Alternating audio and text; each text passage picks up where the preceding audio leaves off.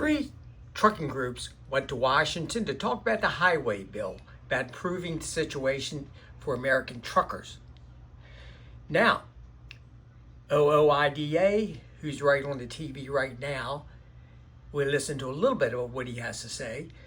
But when Teamster President Sean O'Brien addressed the lawmakers in his opening statements, he really was kind of refreshing. You don't have to agree with everything Sean O'Brien from the Teamsters is saying, but he made a lot of sense instead of the same old, same old. Compliance, which is a rule that's already on the books. Let me remind you, the old approach simply doesn't work.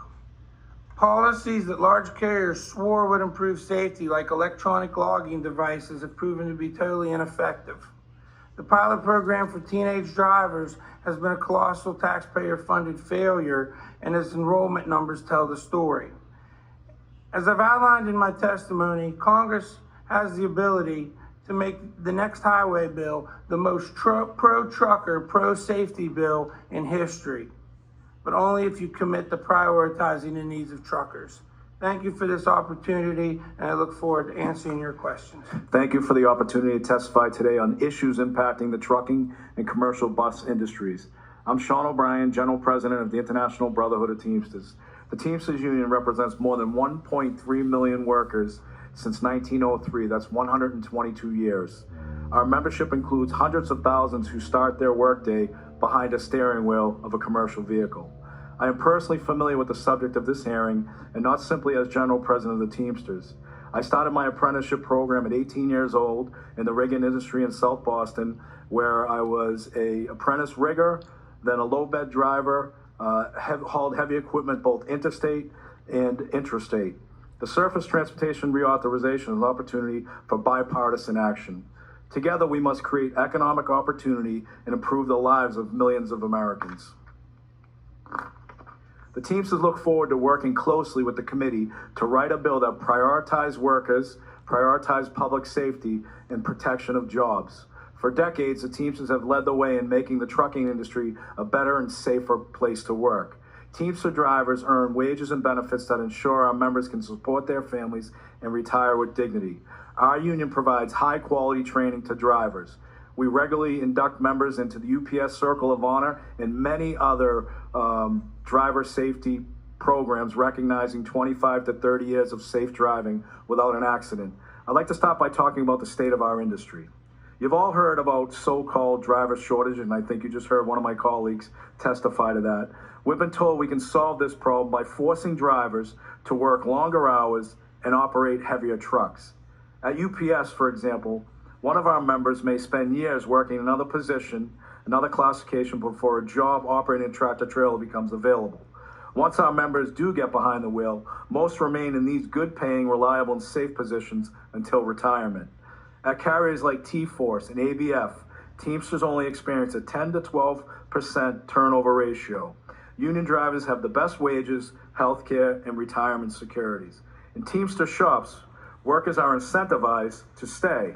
So-called driver shortages do not occur.